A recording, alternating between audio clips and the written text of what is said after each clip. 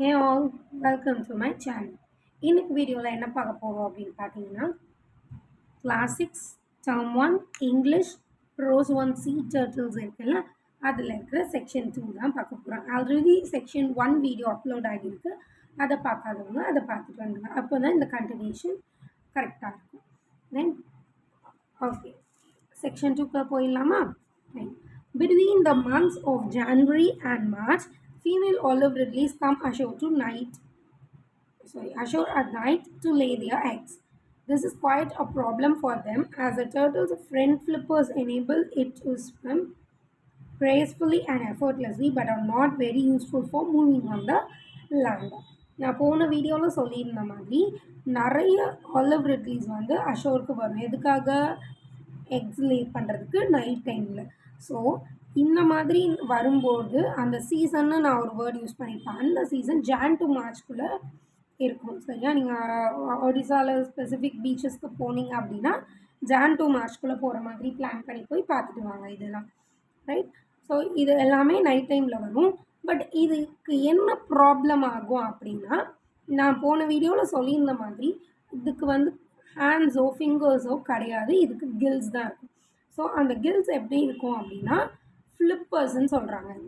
Okay, நம்ம ஃபிஷ்ஷுக்கு கில்ஸ்ன்னு சொல்கிறோம், இங்கே டர்ட்டில்ஸ்க்கு ஃப்ளிப்பர்ஸ் அப்படின்னு சொல்கிறாங்க. ஸோ இந்த ஃப்ளிப்பர்ஸ் என்ன பண்ணுவோம் அப்படின்னா வாட்டரில் ரொம்ப எஃபர்ட் இல்லாமல் மூவ் பண்ணுறதுக்கு ஹெல்ப் பண்ணும்.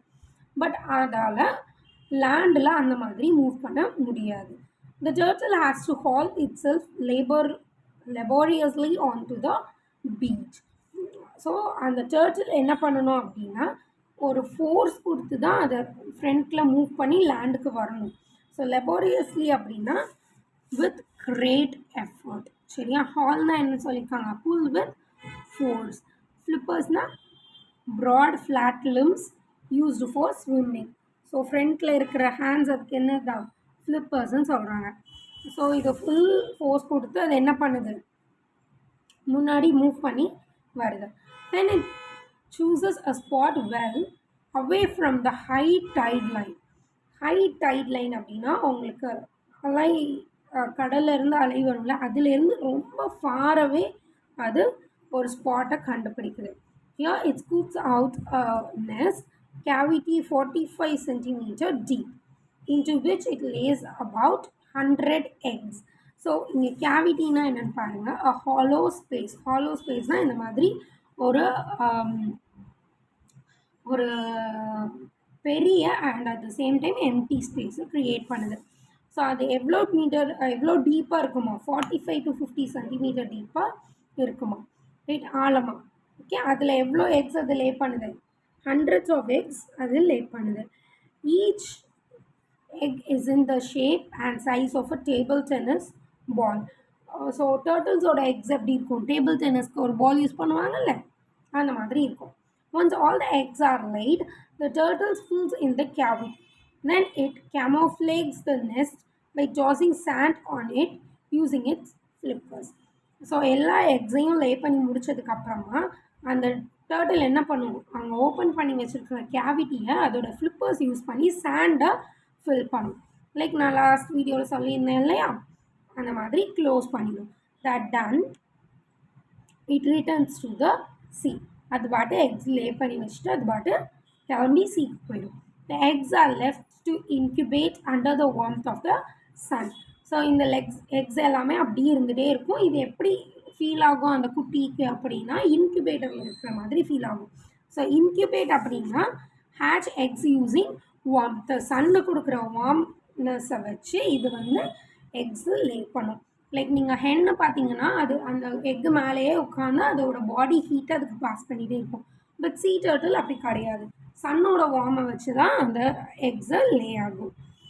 In many places around the world, local people follow the tracks of the turtle to its nest. நிறைய பிளேசஸில் பார்த்தீங்க அப்படின்னா அங்கே இருக்கிற பீப்புள் என்ன பண்ணுறாங்க அப்படின்னா டர்ட்டிலோட ட்ராக்ஸை ஃபாலோ பண்ணி போய் அதோட நெஸ்ட்டை கண்டுபிடிக்கிறாங்க. சரியா? தே கலெக்ட் எக்ஸ் ஃபார் ஈட்டிங். இப்படி அது க்ளோஸ் பண்ணி வச்சுட்டு போயிருக்கிற எக்கை அவங்க சாப்பிட்றதுக்கு அப்படி இல்லைன்னா சேல் பண்ணுறதுக்கு அதை யூஸ் பண்ணுறாங்க. Jackals, domestic dogs, and pigs to dig up and eat the eggs by following the scent left by the turtle. Jackals, domestic eggs, and pigs இந்த மாதிரியான அனிமல்ஸுமே சம்டைம்ஸ் இந்த டேர்ட்டில் லெஃப்ட் பண்ணியிருக்கிற சென்ட் யூஸ் பண்ணி அதை எக்ஸை கண்டுபிடிச்சி அந்த எக்ஸை அனிமல்ஸும் சாப்பிட்றது. Those eggs that escape such people and predators hatch 45 to 60 days later. இப்படி அதை எக்கை போட்டுட்டு போனதுக்கப்புறம் 45 to 60 டேஸில் அந்த எக் வந்து ஹேட்ச் ஆகும். அப்படி எந்த எக்ஸ் எல்லாம் ஹேட்ச் ஆகும்னா இந்த அனிமல்ஸ் கிட்டேருந்து அண்ட் பீப்புள்ஸ் கிட்டேருந்து அது எஸ்கேப் ஆகிற எக்ஸ் எல்லாமே அது ஹேட்ச் ஆகும். லைக் இதை வந்து ஹண்ட்ரட்ஸ் ஆஃப் எக்ஸ் போடுது அப்படின்னா சம் டென்ஸில் தான் இருக்கும் அது ஹேட்ச் ஆகிற எக்ஸ். ஓகே, இங்கே ப்ரிடேட்டர்ஸ்னால் என்ன கொடுத்துருக்காங்க? அனிமல்ஸ் தட் கில் அதர் அனிமல்ஸ்க்கும் ஃபுட். ஒரு அனிமல் இன்னொரு அனிமலை கொன்று சாப்பிட்றதுக்கு பேர் தான் ப்ரெடேட்டர்ஸ். சரியா? The hatchlings slash open the leathery eggshell with the help of a tiny egg tooth. Okay, hatchlings என்ன பண்ணுன்னா hatchlingsனா அந்த குட்டி டர்ட்டில்ஸ் என்ன பண்ணும் அப்படின்னா ஸ்லாஷ் ஓப்பன். ஸ்லாஷ்னா என்ன கொடுத்துருக்காங்க? Cut open. ஸோ அந்த எக்ஷெல்ஸ் அப்படிலாம் உடச்சி வெளியே வரும். எக்கு டூத், அதுக்கு குட்டியாக ஒரு டூத் இருக்கும், அந்த டூத்தை யூஸ் பண்ணி அதை உடைக்கும்.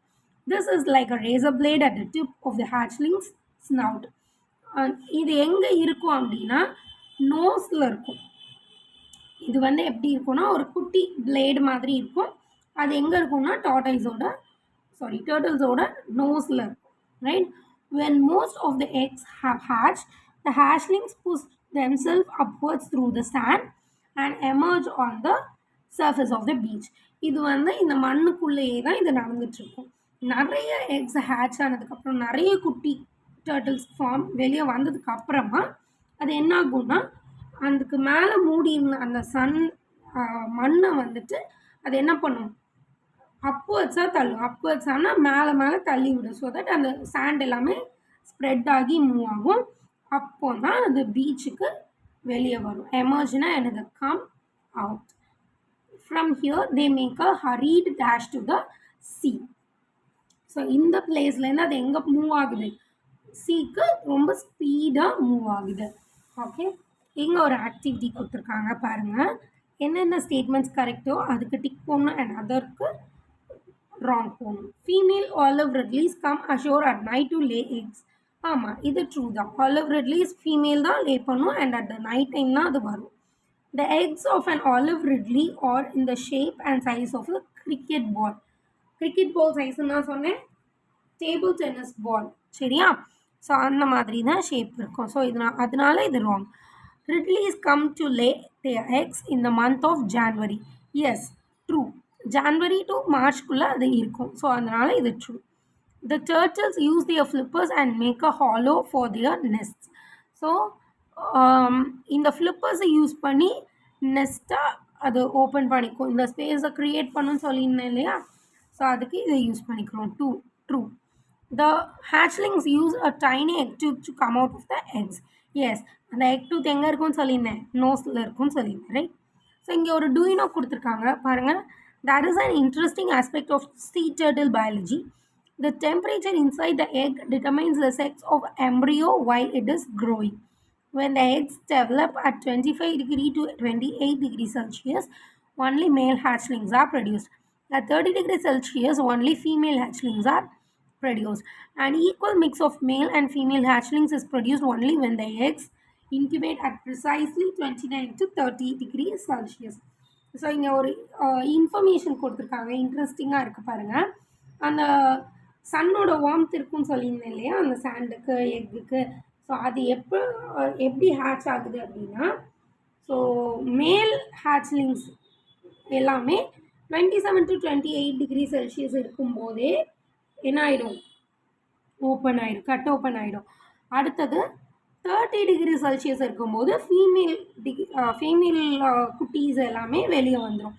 இது ஒரு வேளை ரெண்டுமே மிக்ஸ் ஆகி ஈக்குவல் மிக்ஸாக பறக்கிறது எல்லாமே 29 to 30 டிகிரி செல்சியஸில் பறக்குது. ஓகே, செக்ஷன் 3 நெக்ஸ்ட் வீடியோவில் பார்க்கலாம். இந்த வீடியோ கிளாஸ் 6 படிக்கிற ஸ்டூடெண்ட்ஸ்க்கு ஃபார்வர்ட் பண்ணுங்கள். And at the same time Don't forget to subscribe. Bye bye.